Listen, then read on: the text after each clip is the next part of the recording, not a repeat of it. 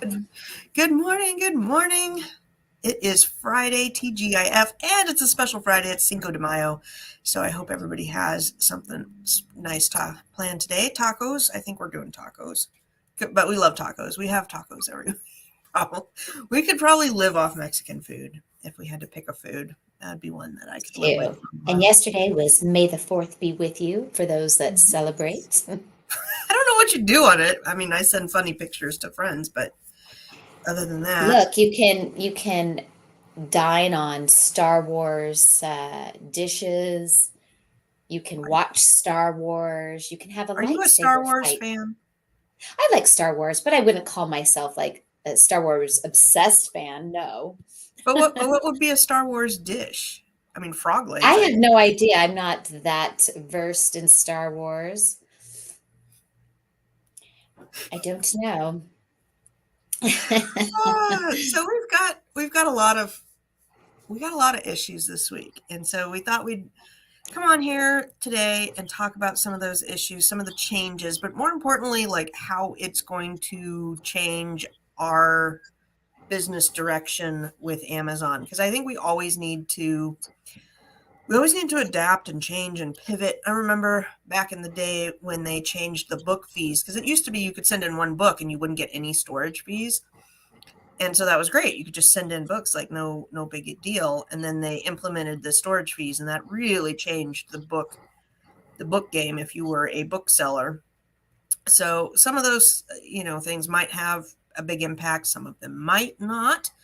But where do you want to start? Because we had several things we want to talk about. And like always, go ahead and put your comments, questions in the chat box, and we will answer them here. So where do you want to start, Miss Tina? How are you doing today?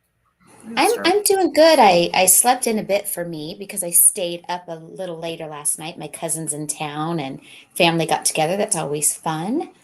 So it's funny how that just like refreshes you, isn't it? When you go off the beaten path of your normal daily life.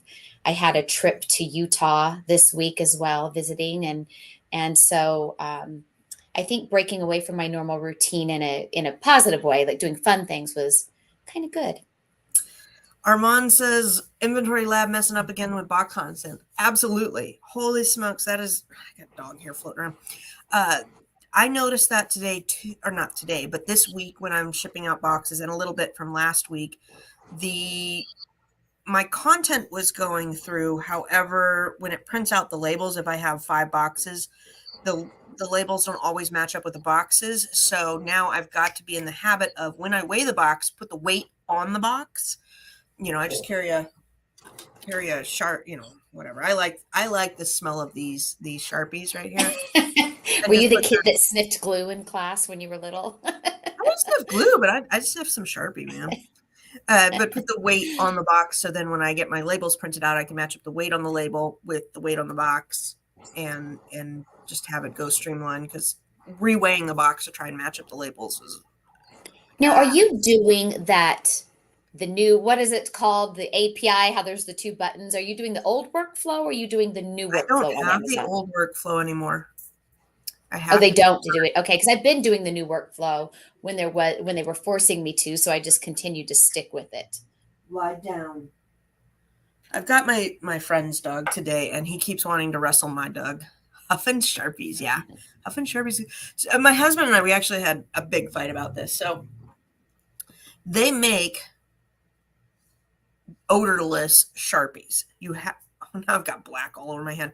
They make odorless Sharpies out there, but he hates the smell of Sharpies.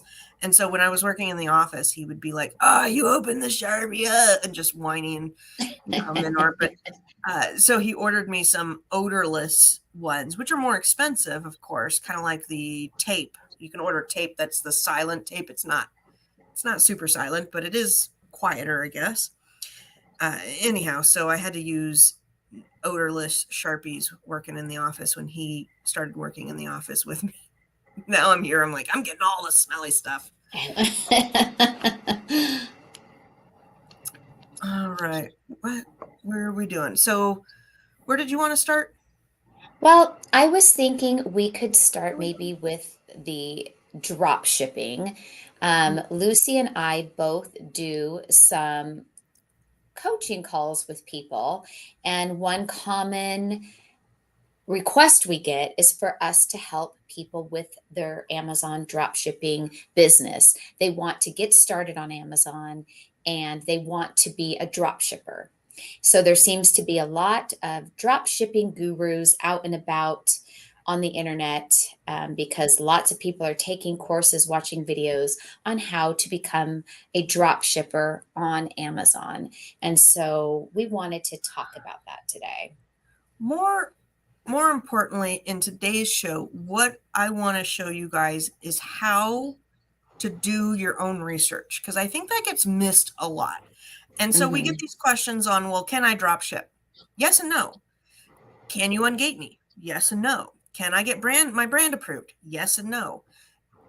I got re-verified this week. What do I do? Is my bank accepted? So I want to kind of go a little bit more over, or just pay attention to how we're finding the answers, because you can go to Facebook and you can ask a question and take it with a grain of salt. Some people that are answering there are experts and some are not. You can go to people on Fiverr. Some of the people there are experts, some are not. You can take a course and some of the people there are experts, some are not.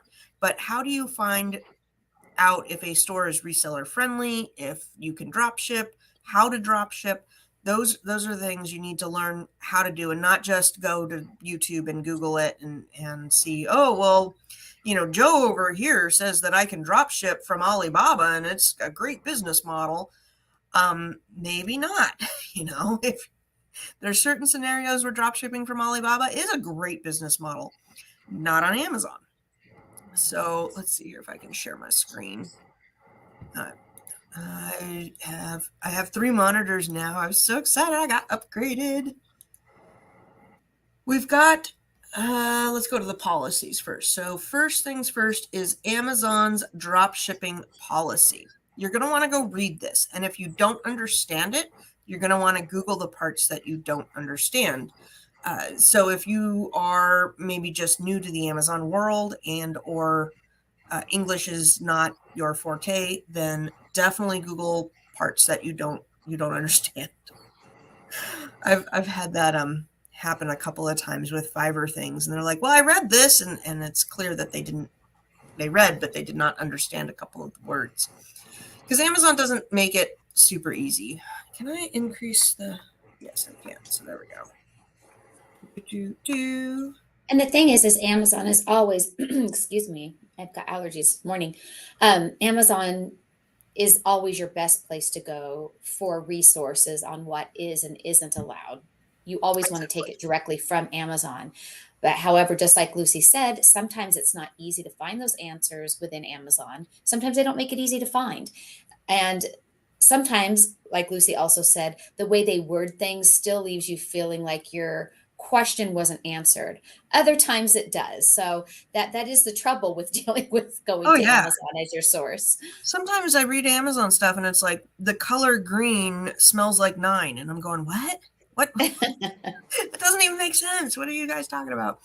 You're not alone. I mean, even if you are fluent in English and fairly educated, sometimes their stuff does not make any sense. Yeah. So don't feel bad. You're not alone. So we've got 2 policies here, and it does say that it will be, if you violate, they just shut you down. They don't really care. They really don't. Getting shut down for drop shipping is probably one of the top reasons people get their Amazon stores deactivated, and it's really hard to come back from. If you truly were drop shipping and doing it incorrectly, I have heard you have to write an insane plan of action and chop off your left arm and send in your firstborn to get reactivated. It's almost impossible to get reactivated. So learn the policies. When you are looking at Amazon, looking at your URLs up here, you want to have sellercentral.amazon.com. And if you are not in the .com, which is America, if you're in Canada, go to .ca or Mexico.mx. Usually you can just switch out the .com for whatever country code you're in to get to the Amazon page to make sure that it's the same for that country code, or go into your Amazon account, go to your country, and then do the search and search for different policies. but So it let's has, read some of the bullet points here too on the drop shipping. yeah, purchasing And products. Did you want me to read? yeah, Okay. no, go ahead. Purchasing products from a third party, including Amazon or another seller in Amazon stores, and having that third party ship directly to customers. If the shipment does not identify as you as the seller of record, or if anyone other than you, including the third party, appears on the packing slip, invoices, or external packaging, it is strictly prohibited without exception. Where a lot of people get hit with this is it's Q4. We're all shipping out merchant fulfilled. You need a box. You have that Walmart box sitting over there and you ship out in a Walmart box. Next thing you know, the customer complains that you're drop shipping from Walmart, even though you might not be. And boom, you are shut down. So that's where an honest mistake can result in a deactivation. And it's really hard to prove that you didn't drop ship from Walmart because the customer got a Walmart box. So And this is why you also can't list something that's currently on Amazon, sold by another seller. And then when you make that sale, and I'm assuming you would, of course, have it listed merchant fulfilled, that you then, I can't list something merchant fulfilled in my store and know that Lucy has it in her store and then order it from Lucy and have it shipped to my customer on Amazon. Amazon considers that drop shipping too, buying from another Amazon seller and putting in the address of the customer. And Amazon will catch it because it's all within their system. There are people who have tried to do that. That would be considered drop shipping, which is why it says another Amazon seller's store. You can't, and talking about a third party shipping directly to customers, that means I can't list something merchant fulfilled that I am now going to order on Target and have Target ship it directly to that customer. That is also drop shipping. yes. One thing that I will say with Q4 and craziness, if you're in any of our Q4 groups and we're doing BOLO runs and everything like that, what we have done in the past though, this you have to be a little tricky with this, is let's say I oversell something, which has happened several times, and a couple people have saved my butt by them having it in stock. I could go to Tina and say, oh shoot, I oversold this Barbie. Can you ship it out to the customer? And I send a PDF of the shipping label to Tina and she puts it on the product and ships it out for me. But that is like really between friends and between groups. But if you're going to do heavy Q4, it's good to have a good group of friends that you're in on that can help you out. I've had some people go to the store like, do you have this one still in stock in your store? And they go and they pick it up for me if I oversold. But again, you got to do that with people you trust and care about.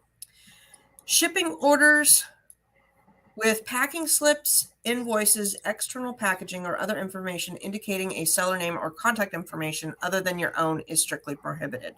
So you don't want, let's say you're shipping whatever and you're buying directly from the manufacturer. If that manufacturer puts flyers, some sort of inserts into the packaging, that's a no-no. You cannot do that. And then here we go through what you must always do. Yes. Yeah. You have to have an agreement with your supplier where you are the only seller of record and the only entity identified as the seller of your product on all packing slips, invoice, external packaging, and other information included with connection with the products.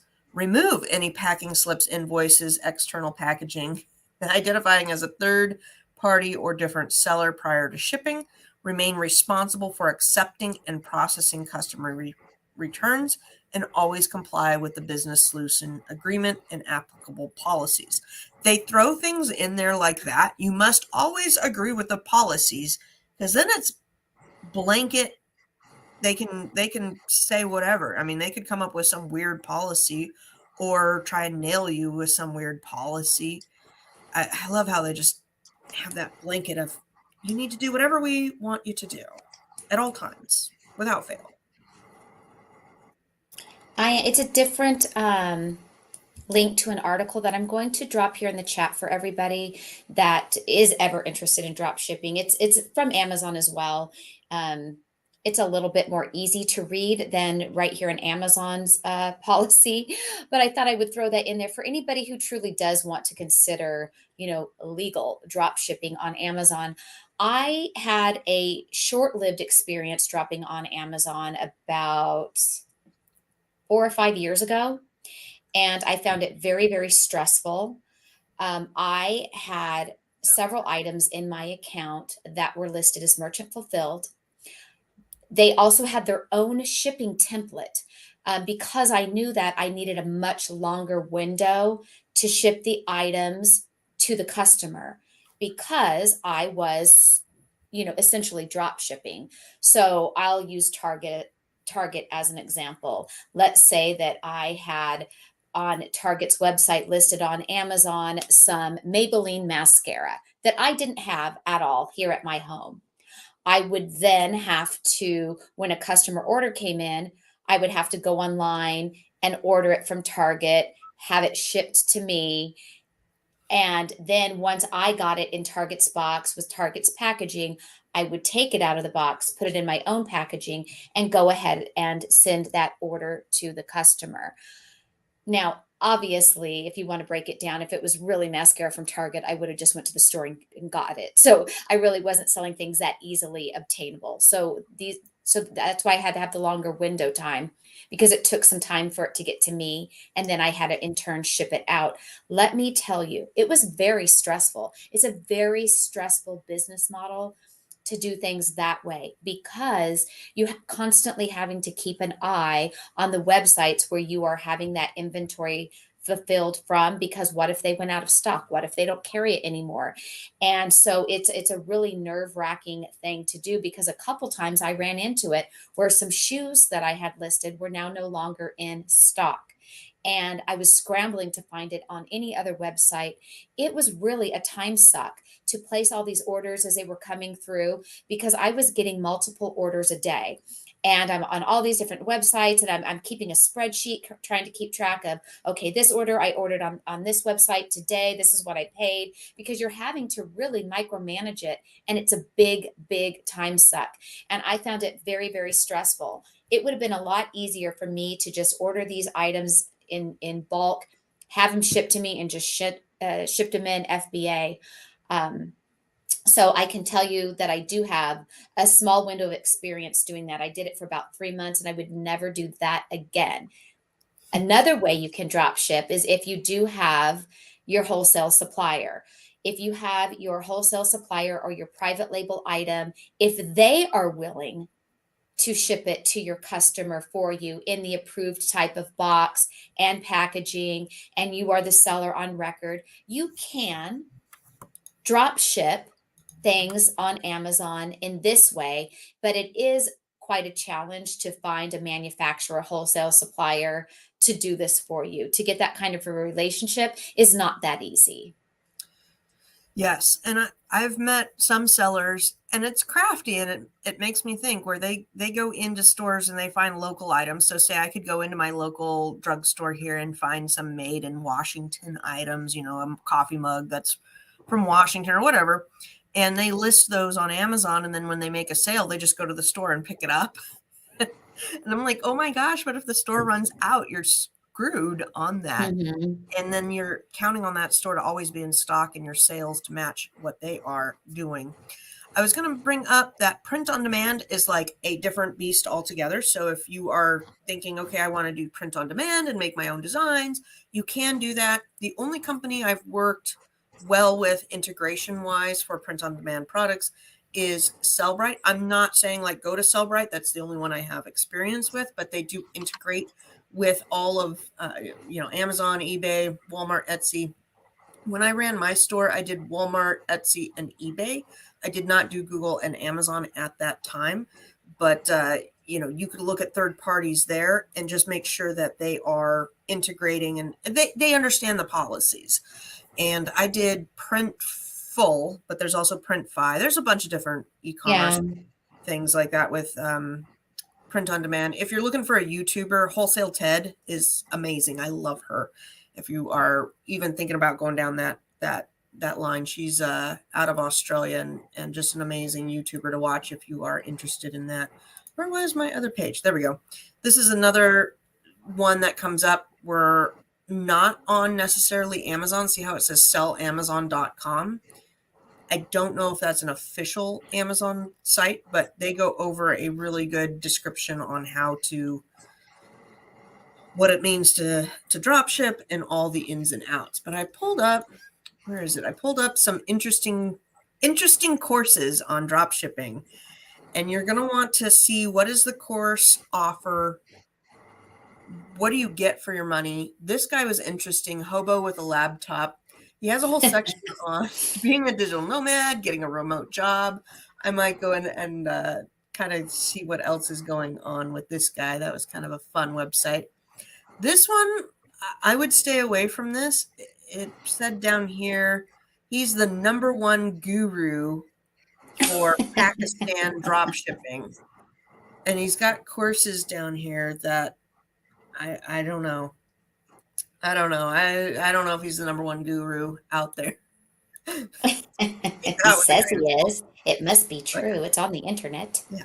I mean, I could make a web page and say I'm, the Queen of England, and that doesn't make it true.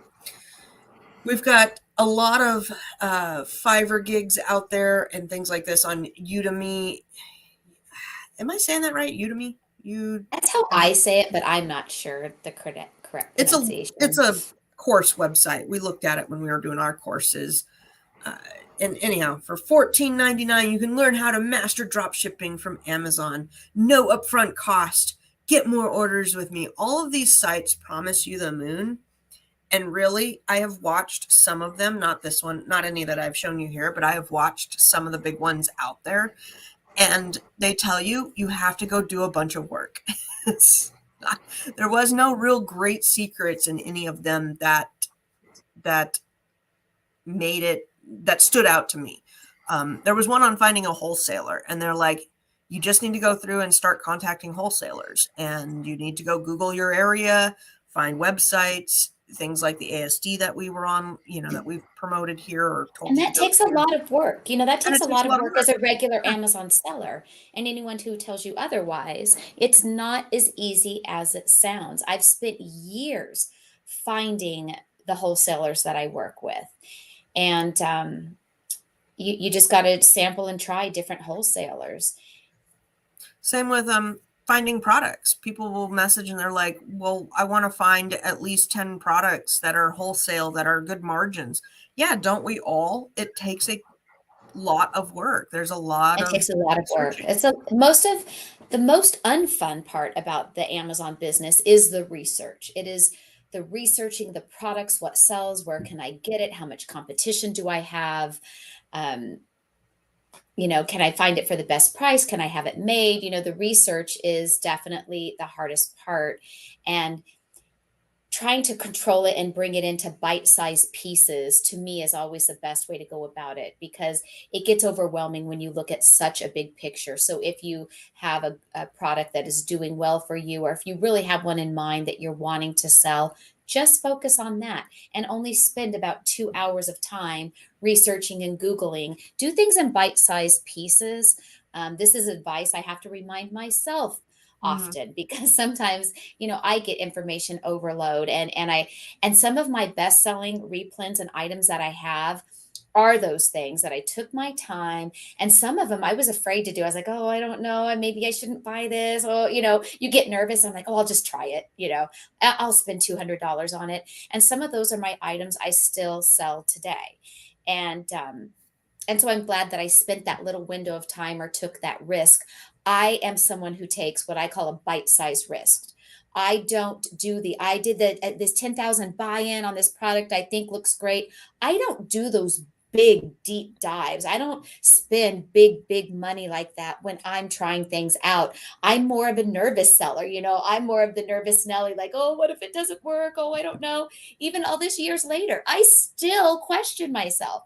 So, some of you don't. Some of you are very, very confident. You just go boldly forward with confidence. And if you fail, you fail. If you succeed, great. And I envy that, because all these years later, I'm still always like, oh, what if it doesn't work? I've had So let me go over a couple of top products that are not working for me right now. So I had a replen, and then there was a different pack size, and I ordered about 40 something units of them to send in, and my cost of goods was about $9 a piece. So kind of an expensive purchase for 42 items.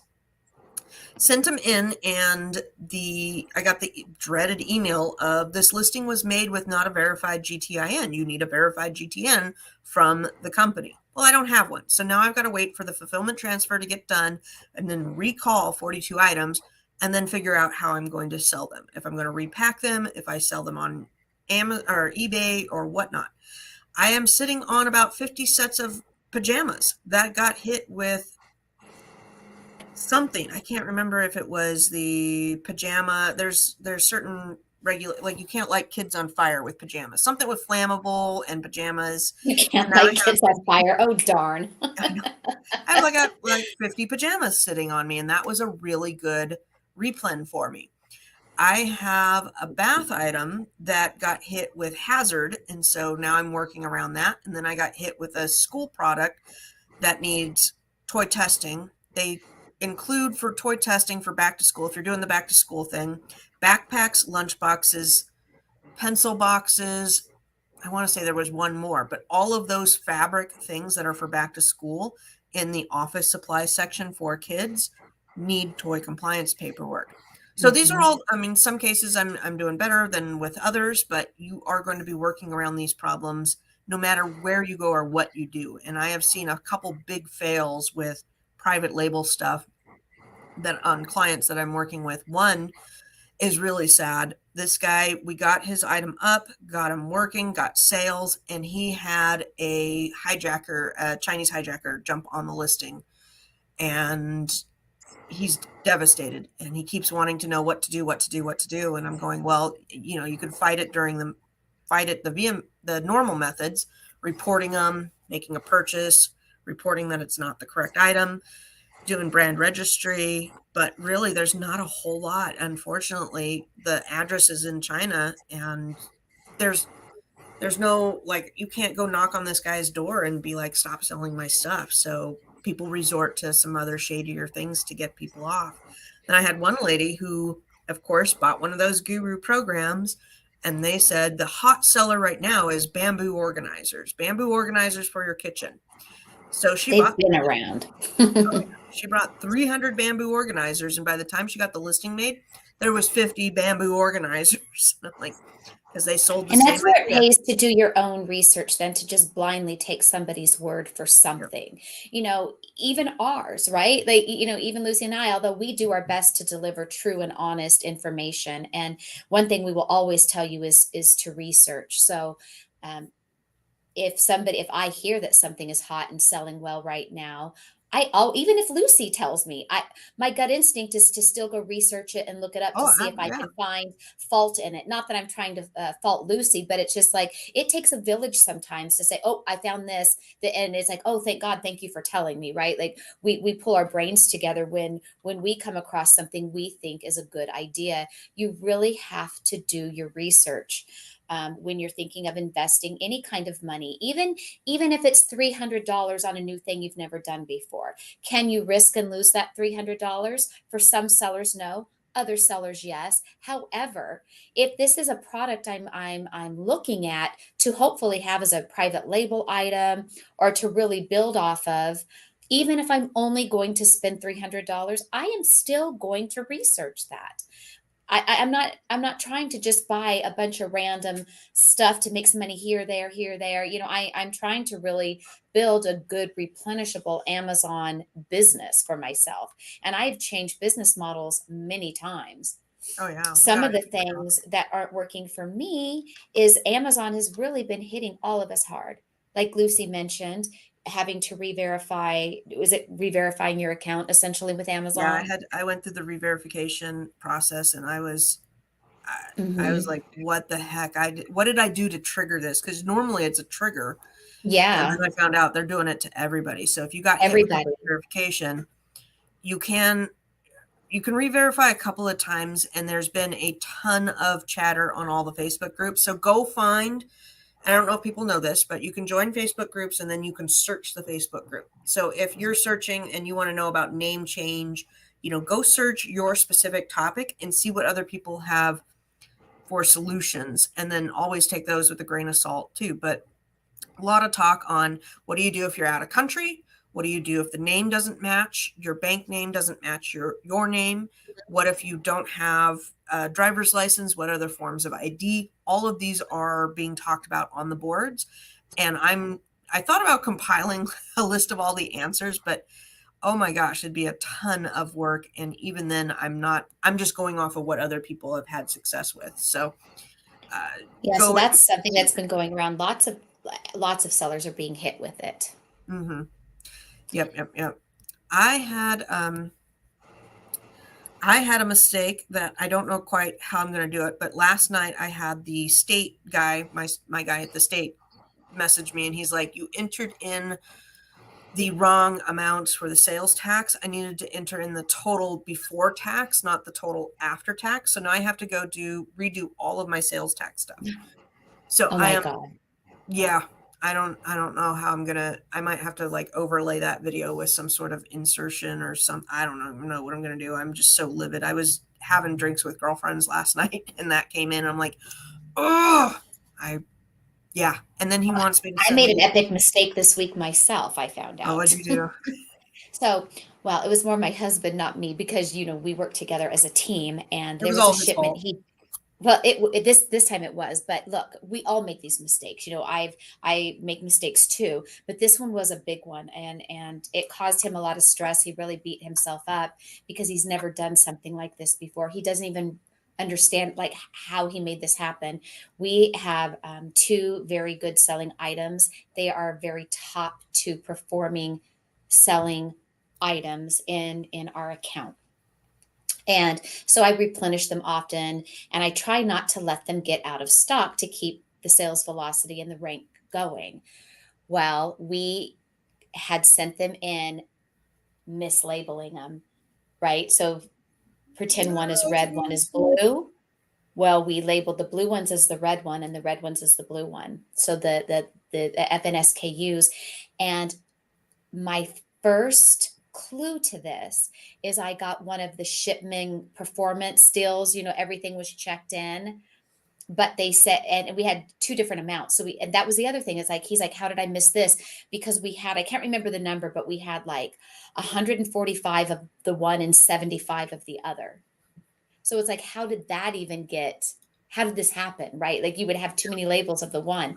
But nonetheless, we are convinced they were definitely cross labeled, because the shipment said we were expecting 145 of this one, but we got 75 and the flip flop. Well, of course, I pulled up my invoice to fight it with Amazon from my manufacturer, and my invoice showed exactly what I said I had sent in, and Amazon denied my appeal, saying, nope, what we have is right. And I thought, BS. Well, then guess what is the next thing that happened? I now am getting return requests Hmm. because I ordered this, but I received this. And I'm like, you know what? I'm convinced they're mislabeled, because we also don't get returns on this item. Panic set in, because the day that this is all coming to light and I'm figuring it out, we had two big orders. Somebody ordered 20 units of one and 25 units of the other. And these are also going to be big returns. And I also got hit on my account health page that a customer complained they ordered one thing and got another. And of course, it was the mismatch of these two. And we have sold a lot of them. So I have, in the next week or so, a bunch of returns coming my way. So all of this is going to hurt my business. It's going to hurt my business with, what if they leave bad reviews? It's going to hurt my business because of my metrics with item not as described. And I had to close down the listing in the meantime, because I have some in transit going to Amazon, some still in stock. So I had to do a removal order of the ones that were active, keep the listing closed in the meantime until the other ones kick in. And I had just placed another order from my manufacturer, so I, can send in a ton more. So this is really going to hurt the velocity and the metrics of my listing, because now sales have stopped, the listing is closed. So you just want to cry when you make a mistake like this. And we all do it from time to time, and I know I'm not alone in doing this. I know there are viewers out there right now that relate to this. And these are the things that just happen sometimes. And it really sucks. Yeah, that was one of the things one of my packers did, which I'm still, my friend last night, she was like, "Are you hiring more people?" I'm like, "Still not. I'm still like, I hired a VA, to do some work for me. But for packing wise, we're getting closer to the summer and my kids are probably going to be doing some things. But they sent in a bunch of things that were supposed to be 2 packs. One of my issues with them is they'd always just look at the picture and they're like, "Well, I only saw 1 bottle." Yeah. And if you look at the title, it says pack of 2. Mm-hmm. And they did a couple of those and I got upset customers and I had to, what did I do? I just refunded them because what can you do? I can't.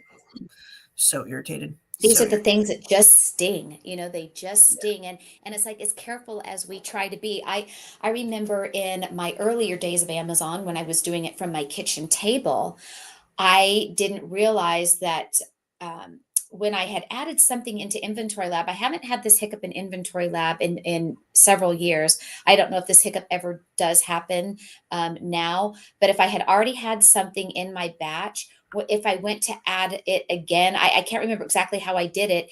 It was labeling it as used, even though it was really new. Like, for some reason, it would switch to used. mhm. And I sent in items that were labeled as used, entered in Inventory Lab as used, and I didn't catch it.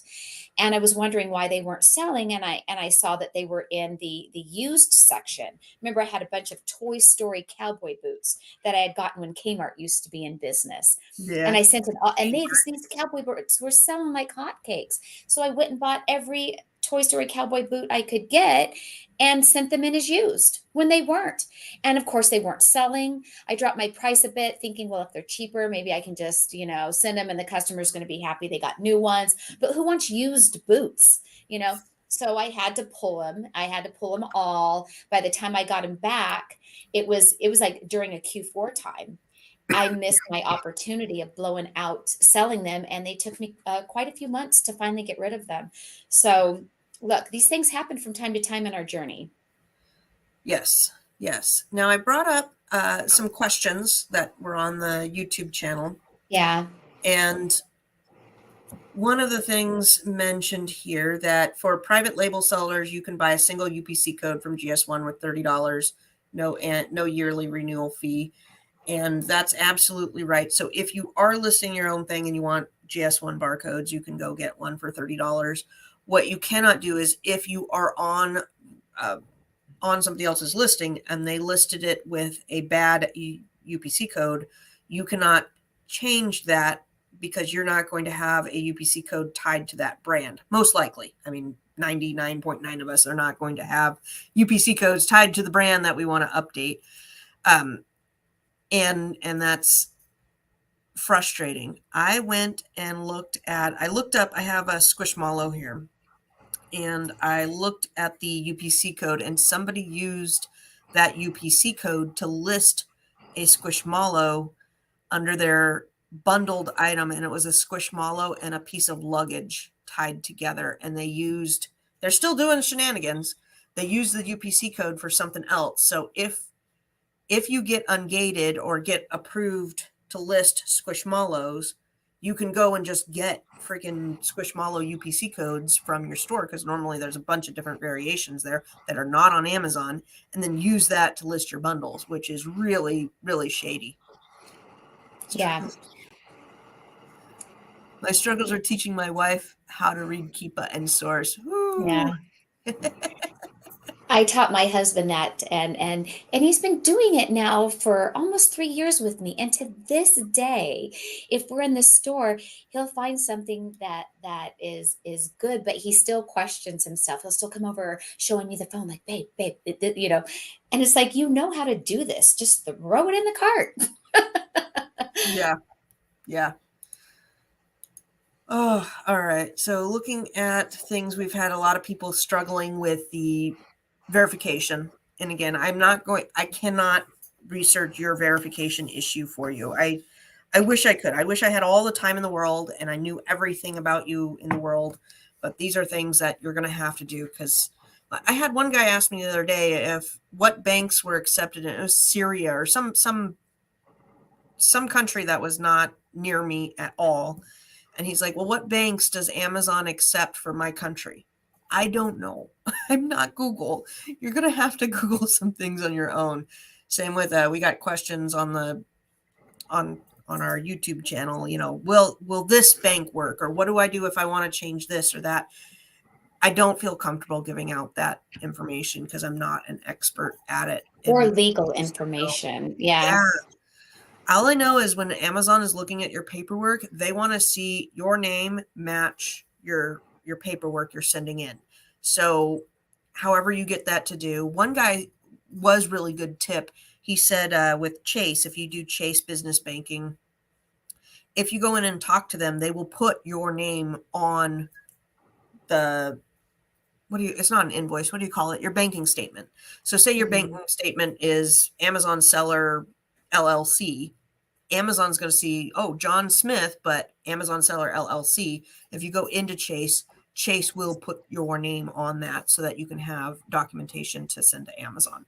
So that was a good little tidbit that I picked up. But I don't know all the banks. I mean, there's a lot of different banks, a lot of different situations. Yeah. People get married, get divorced, and now their name doesn't match. You got to keep up on all of that stuff, which is exhausting.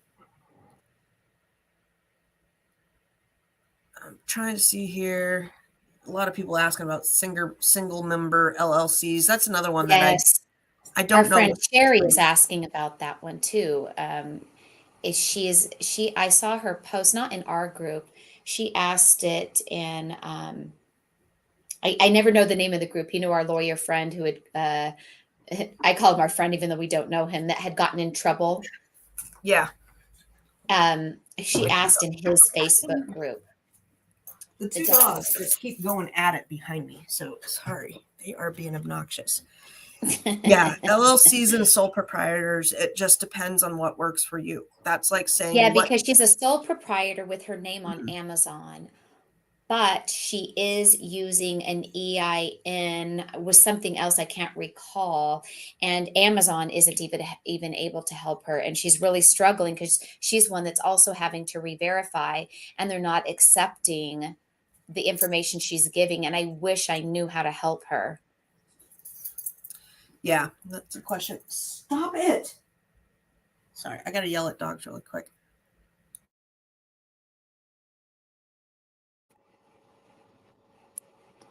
I wish I'm trying to look for her question. I saw it yesterday, so freaking I'm not WrestleMania. sure that I can find it again. WrestleMania all morning long. We're watching my friend's dog, and my husband's out today, so I had to. We had Chase, but too many hacking. Yeah, hackers are for real. I've gotten some scams too that have been really good scams, but I luckily didn't. Last year I had my bank hacked, and that was a nightmare. 2D Workflow has clean interface for employees to prep items. You can create notes for each item. Ooh, that's an interesting one. 2D Workflow. Yeah. I'm going to check that out. Thank you. What's it called? 2D Workflow. I will, let's see here. I'll pop it up for everybody. Prep faster, ship smarter. Interesting. So what, start free trial. Oh, so we've got 2D barcodes. Okay, thanks. I will, let's pop this in the chat here. I might check that out. I don't know much about it, so I will have to go do it. Same with, I've been learning my learning this week. I always try to have something I'm learning this week. Yeah. And I am learning about the black box section in Helium 10 to do long tail keywords for SEO research for bundles and whatnot. So that's my research there. What would be fun is for you to compare the results with the free Chrome extension, Keywords Everywhere, which also gives you long tail keywords, because it would be interesting to see the paid software versus the free Chrome plugin extension. I always love comparing Yeah. different tools with different price points, and do they offer the same or better? Yeah, which we saw Inventory Lab now has their new Chrome interface that pretty Mhm. much you don't have to have Rev Seller anymore. Yeah, is And anybody else trying that? I know I did a video on it and I showed it last week's live. I'm curious if anybody else watching has downloaded that Chrome extension from Inventory Lab. And if you like it, I would love to know if you've been using it this week. I have not, because I paid my Rev Seller for the end of the year. So I will For the try it in year. January. But I did message Rev Seller. I'm like, please don't auto renew me again. Yeah, Oh man, paid versus free is day and night. I night have and been down day. the same rabbit trails. So you are using the Helium 10 then? We'll see what they say. Okay. Oh, so Reno, you have it. So I like it. Okay. Good. I have not seen, other than my questions for those that do use it. You might know this, Tina. Does it do meltables and does it do hazard? Because those are the two flags that I do like on You are Revset. talking about the Inventory Lab plugin. Yeah? Is that what you're talking about? Yeah, for Inventory Lab. You know Chrome. what? I don't know. When I went through all those settings, I don't recall. I think it has hazmat. I'm overlooking at it right now. Meltables, it does not. I'm pretty certain it does not have the meltable hazard. I feel like I saw that when I was looking at something that a hazard warning comes up. But Somebody I can't confidently say. Yes, it does have hazmat. So it will show hazmat, but not meltables. somebody asked me what Hustle Buddy group I'm part of. It's the big main one. I'm not part of any sub Hustle Like Buddy paid groups. groups. I'm not, Yeah. yeah, I don't pay anything over there. I really get a lot of value from that Facebook group. So definitely look at that if you're I looking have for paid another for group. lots of groups and lots of trainings over the years of doing Amazon, and I've gotten something from every one of them. I will say there's been those groups that I've paid for where I've thought, and I already know all this. Like it sounded better than it was, but then there's still always some nugget that I get out of it. There's always something, there's always some takeaway I've gotten from anything I've done. But that just told me that I was finally at a point in my Amazon journey that, wow, I really need to be more confident because I know so much more than I really realize I do. I don't need a lot of these paid things anymore. And that's always a good feeling too. Yep.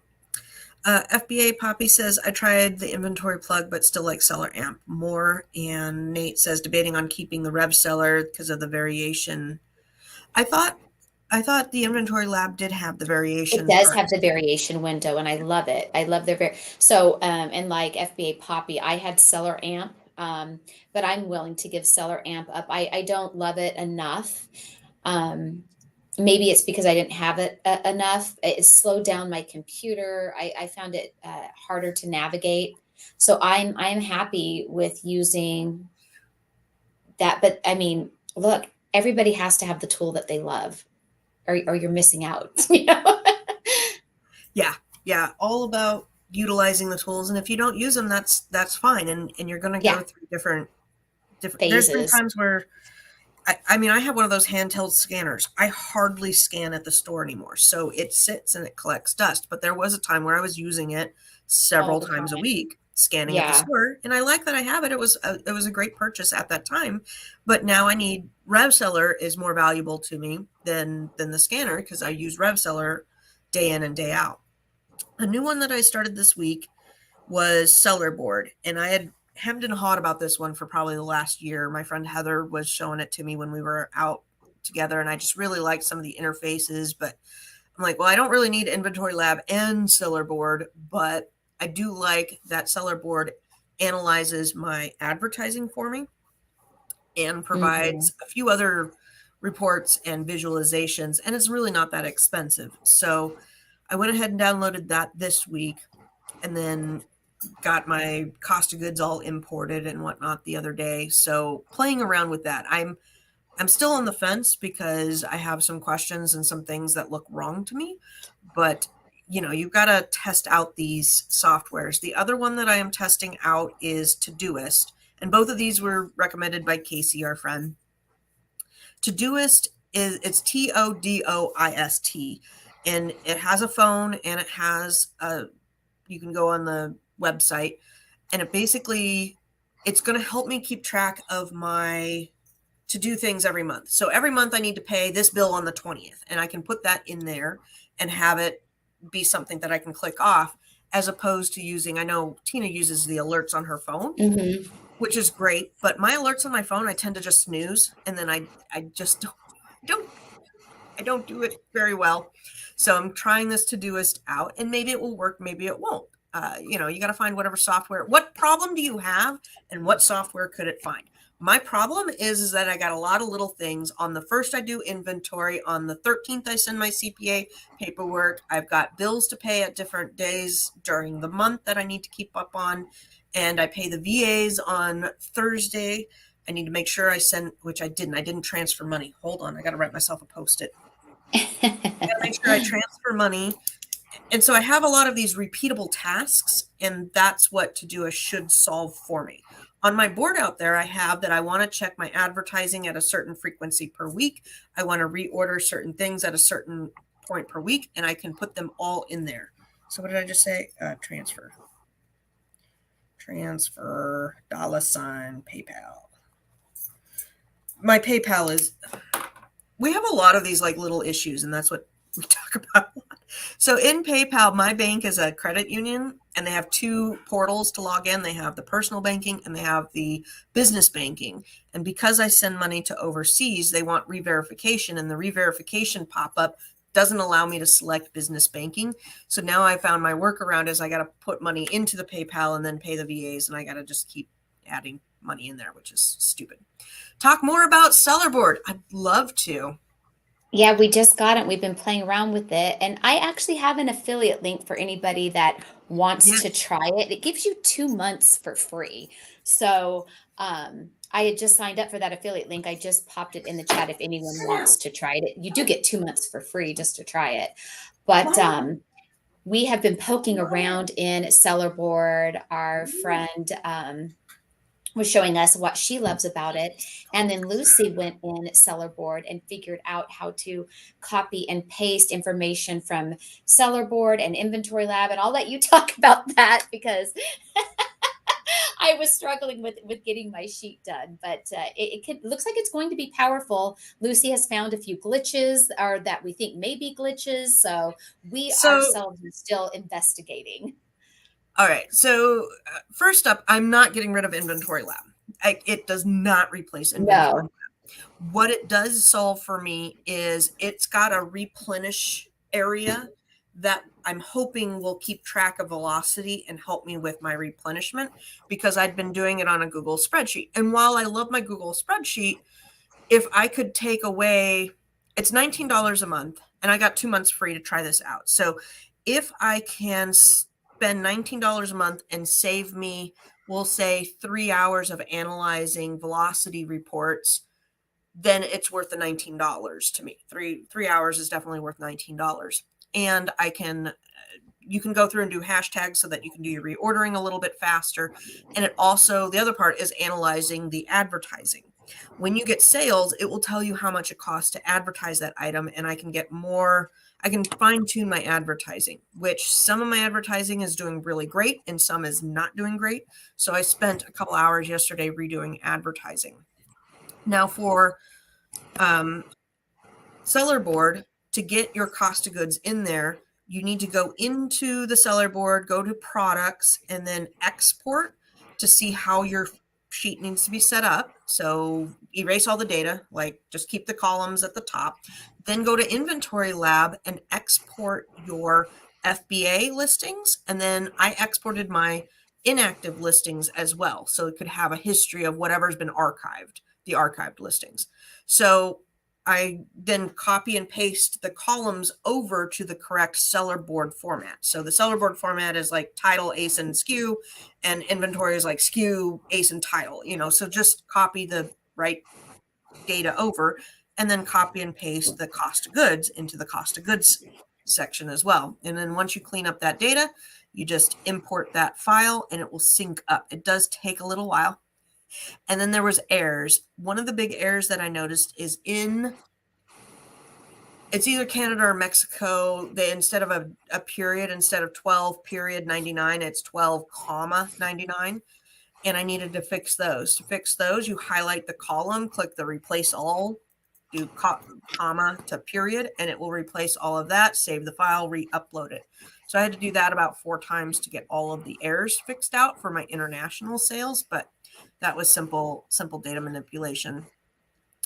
The other programs that are still working for me is my Trello board, and my Trello board is a lifesaver.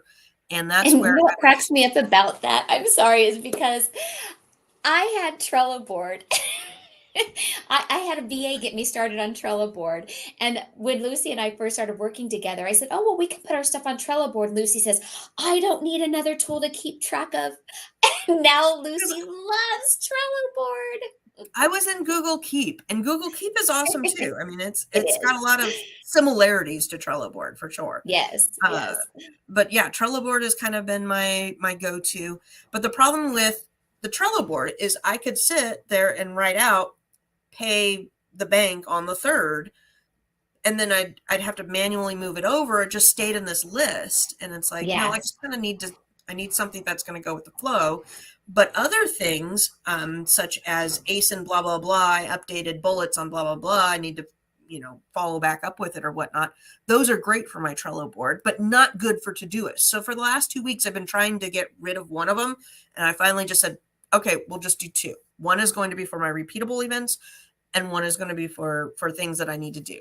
Because if I have something late come in and I'm like, oh, I need to respond to that eBay customer tomorrow, I can open up my phone in bed and say, respond to eBay customer tomorrow. And then in the morning when I look at my to-do, I'm like, okay, let me knock out those things and just streamline my to-dos for the week.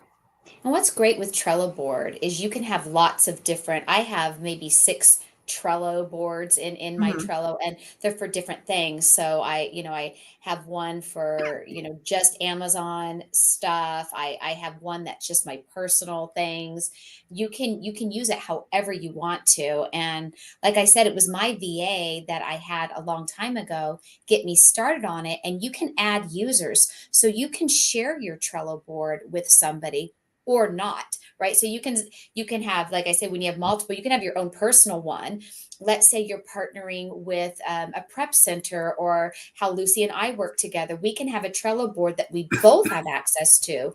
We can write notes to each other. We can click that our task has been completed. You can make as many sections and columns in there as you like. I oftentimes save links to things that I always lose or can't remember where I found something. And so I have tabs that are, like links to favorite YouTube videos, or you can do whatever you want to. Yeah, this is my one, for example, my YouTube example, but you can put, I have one that's just bundles. So under the bundles, I can be like, do photos for back to school bundle and bullets. So then I've got this on here, and I can, when it's time to block my timeout, and I go here, I'm like, okay, what do I need to do for my bundles? I need to do this, I need to do that.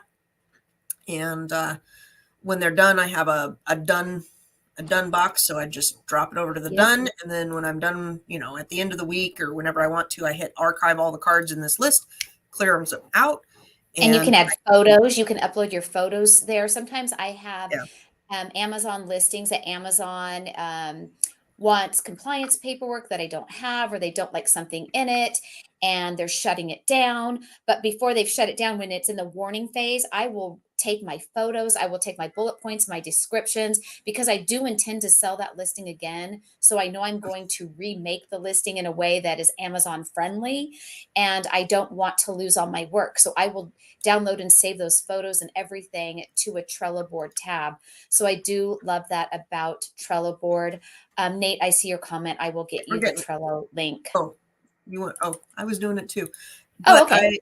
I accidentally typed in trell.com and it corrected me. And this is the #1 video app for India, in case if you needed to know. Like, what? Lifestyle video app made in India. So I am not sure. We went down Bollywood real quick there. That's not what we want.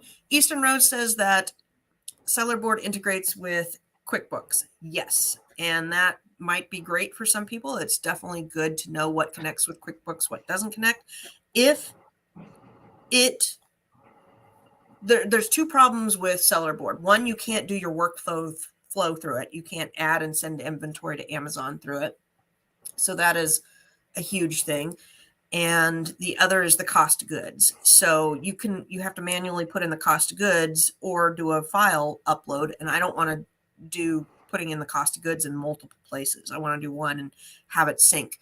So Inventory Lab syncs up with Be Cool, my repricer. I don't know what repricers sync up with Sellerboard, if any, but I don't like putting in my cost of goods into multiple places. But I can do a file upload just like I do my small and light on a weekly basis. I can put in cost of goods to Sellerboard, and or now that I've got a bulk of them uploaded, just do the new items, because I don't really get I don't add too many new products to my repertoire on a weekly basis.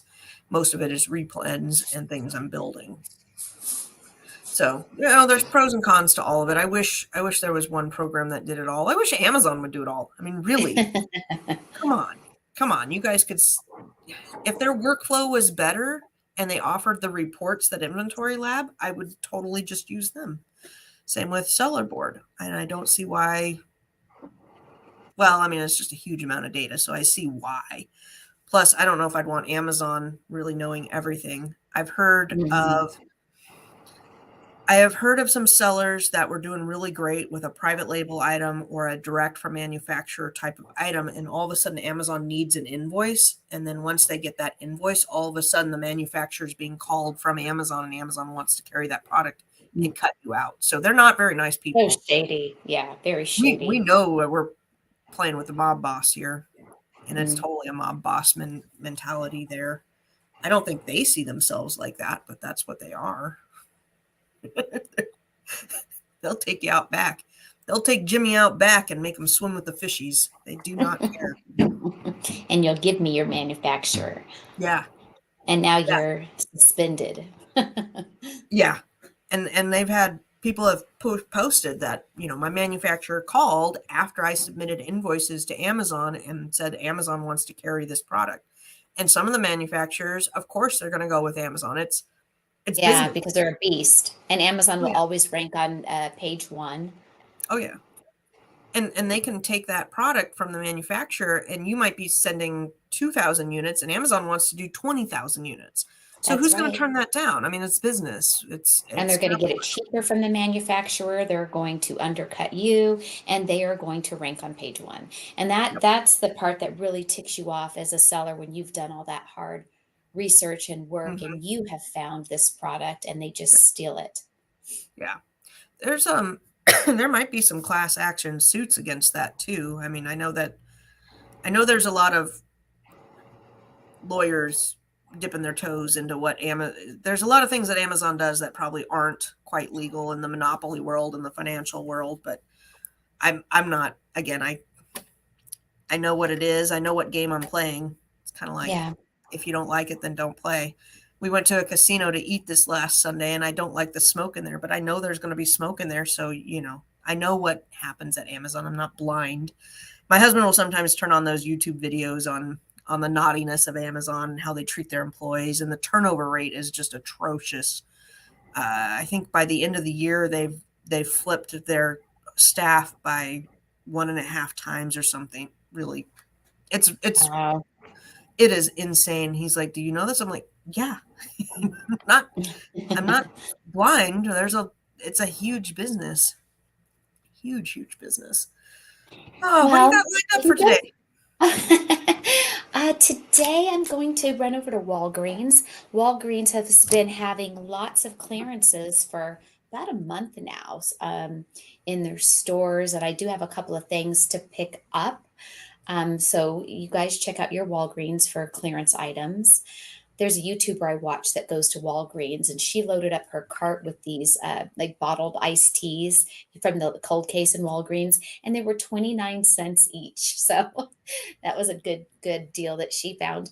But if you guys haven't, click like on our videos. It helps our algorithms on Amazon. If you haven't liked our show today, subscribe to our channels if you are new here with us and like hearing us chatter about Amazon. And Here's the stat: 150%. Engadget said the information showed online retailer has annual employee turnover rate of 150%, wow. double industry average, Wow. costing $8 billion. 8 billion. $8 billion. Well, that's exciting. It's always it's fun when you get things at discount. You know, I've come home with some fun finds. I always And feel like I win. Like won. I'm winning. Yes. Have you ever bought something just because it's discounted? You know what? I'm pretty good about not doing that. My mother, on the other hand, she will buy even though she doesn't need it, has no use for it. It's like it's 5 cents. So yes, I understand that because that's my mom. Yeah. Yeah. I posted some things that were on Amazon, some Amazon discounted, and it was a couple of weeks ago. Anyhow, I think it was a mess up because they were, 30 cents or something ridiculous, maybe $1, but it was it's drop shipping from China, I'm assuming, and haven't received them yet. But I'm like, I don't really need this, but it's such a good price and it's so pretty and it's so cheap. I will try it out. I will try it. What else is going on? What am I doing today? What am I doing? I don't know what I'm I doing. was just about to ask you next, what are you doing today? You always I know ask what I'm doing, and we never ask what you're doing. I'm packing things. Oh, and I gotta talk to my sales guy and make sure that I send over the right stuff because he wants me to pull all of the sales invoices for Q1 2021. And I'm going, oh my God, that's like 50 things of paperwork that I gotta go pull and then email it to him. And I'm trying to figure out what the best way to data email it. I think I'm gonna put everything in a file, zip the file, and then try emailing him that. But it's a government site. So when you send to a government or school, sometimes they have restrictions on what you can send or not send. But I don't think I can Dropbox it to them. A lot of times we do file exchanges with Dropbox. So I got to call my buddy and be like, one, you took 3 months to tell me this. I could have been pulling this paperwork back in February. So I'm salty. I'm a little salty about it. And then I got to figure out on Sellerboard. Here's my question out there. And if anybody has any good tutorials on Sellerboard, shoot them our way because we're eating up that stuff right now. In my Sellerboard thing last night, I was looking at the sales and looking at costs, things that I didn't make a sale. Returns were one of them. So that was great. It was kind of fun to see the returns on there. And then one was advertising. You spent 12 cents on this. Okay, that makes sense. It's good to know. But one of the other things was inbound shipping. And it'd be like, oh, you sent in this coffee cup, negative $4.50 for inbound shipping fees. And I'm going, huh? I didn't pay $4 to ship just that. Like, how do the inbound shipping fees get distributed among your inventory? And why does it look like that? Because it's a little funky showing, and it's got to be wrong because I didn't pay $4 an item to ship it. My usual shipping works out to about 50 cents an item. So I just don't know. I got to Google that one. I got to Google my own stuff because I don't know everything. You don't know everything? I don't know everything. Yeah. And then what else? Oh, my son is coming back for dinner on Sunday. He flies back. He's in Minnesota right now, but he's flying back on Sunday, and we get to have him for dinner. And my husband's like, you volunteered to pick him up at the airport and then drive him back to the bus stop. I'm like, I did. I don't remember doing that. It's almost like he's calling shotgun, shotgun. Yeah. He's like, well, I said I'd do the Wednesday drop off. And I'm like, no, that's not, no, I don't remember that conversation at all. And then you could have countered with nice, because I remember you said that you were going to do all the grocery shopping and laundry. This is great. He actually does the grocery shopping and the laundry, so I'm not going to Well, complain then better come up with something new then. there. But his yeah, that's another one. We bicker about the grocery shopping because I shop the sales. I'll go to Safeway or Fred Meyer and I shop whatever's on sale. So if pork's on sale, we eat pork. If chicken's on sale, we eat chicken. Whatever. I'm fine. I got enough recipes to do a multiple dinners. He likes to go to Winco. Now Winco, they're okay for some things, but a lot of things are not, especially their produce. Their produce is garbage. I mean, it's just garbage. It should be in the garbage. It's garbage. So he brought some lettuce and we opened it and had a little bit of lettuce. And then the next day it was all pink. Like the whole bag was just pink. I'm like, it lasted one. It was a one and done lettuce pack. So I don't know where they're getting their lettuce from or what's going on, but yeah, we get avocados. They come home, they're like bruised. I said, quit buying produce there. You think you're saving money, but if I throw it out, you're not saving any money. Right? So what that you save 12 cents on the bananas? If I throw them out, then it's negative $2. You're like, I'm going to put it in Sellerboard. Make a grocery Sellerboard. Yeah. But he's like, well, I don't want to pay the high prices at Fred Meyer's. Okay, but I don't want to throw things away. So we had one I want to eat the food. He's brought home twice chicken that was expired and it stunk. And I'm like, I just take it out to the trash. So yeah, you got a great deal on chicken. It was $8, but we didn't. Now it's in our garbage. Yeah, now it's in the garbage and now I'm ordering Domino's. So it didn't really work out that great. Yeah. Oh, those arguments you have. My husband, love him. Not all the time. Yeah, we could talk about spousal stuff with reselling and life in general. That needs some wine though. I think we'd need some wine and some cheese to go with our whining. Mm-hmm. Up front.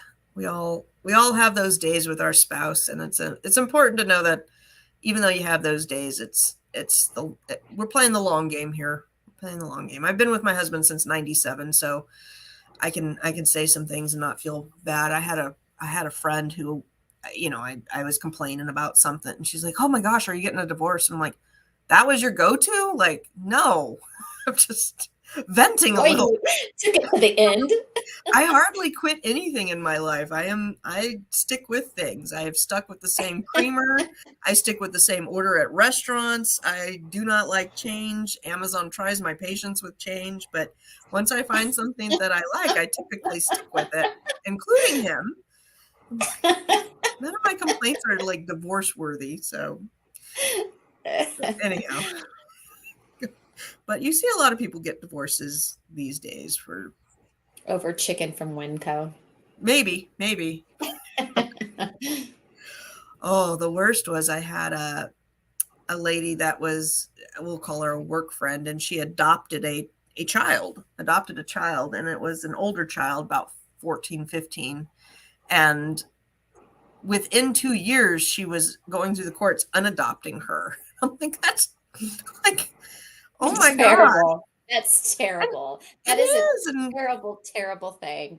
I don't know. Yeah, I mean, of course, I don't know the whole story, but I've never gotten rid of an animal. I know that there's a child. I mean, that's just. Oh. So I suppose we could end this on a fun note. I shared this story with Lucy this morning about my cousin who was here visiting. He was telling us a story of his brother was at his house when he was doing some flight training and had brought his dog, and he had a dog door at the house, and the dog would go out the dog door and run around in the backyard. And the neighbors had 4 dogs, and the dogs would run along the fence and bark and, want to get at each other. Well, these dogs dug a hole under the fence. And when he was at work, the dogs came over, and when he got home, all 5 dogs were sitting on his couch.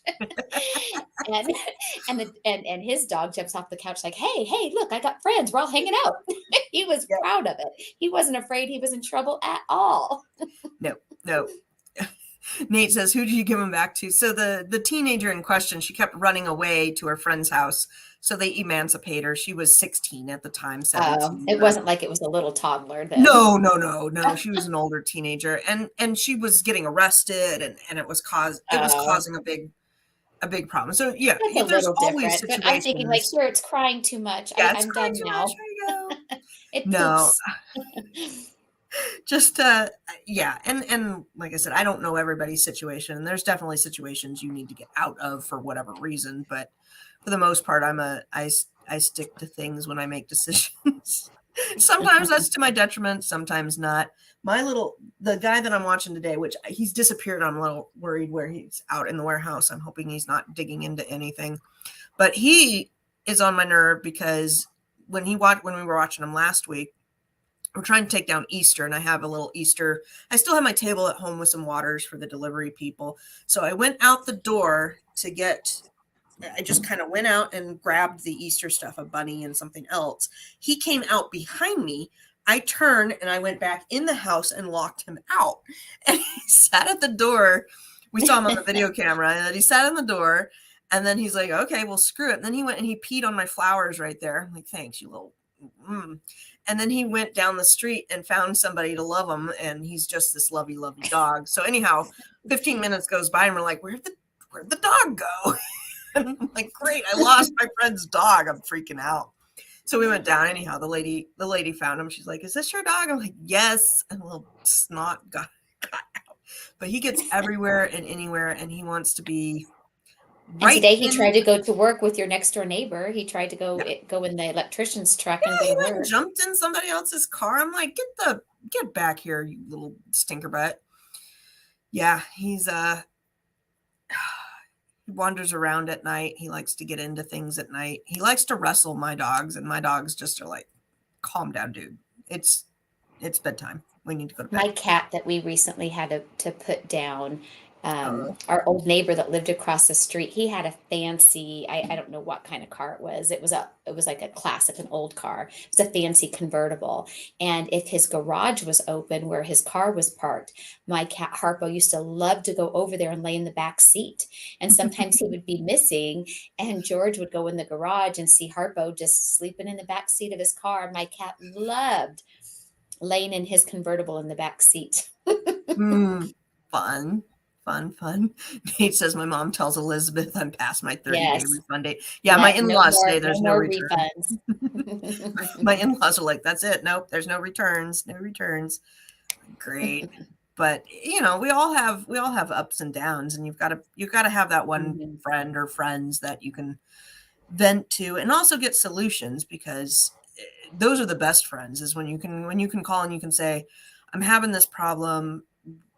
What can I do about it? Because for the most part, Victor and I, why we work so well is because we have a lot of the same core values. I think it comes down to core values, right?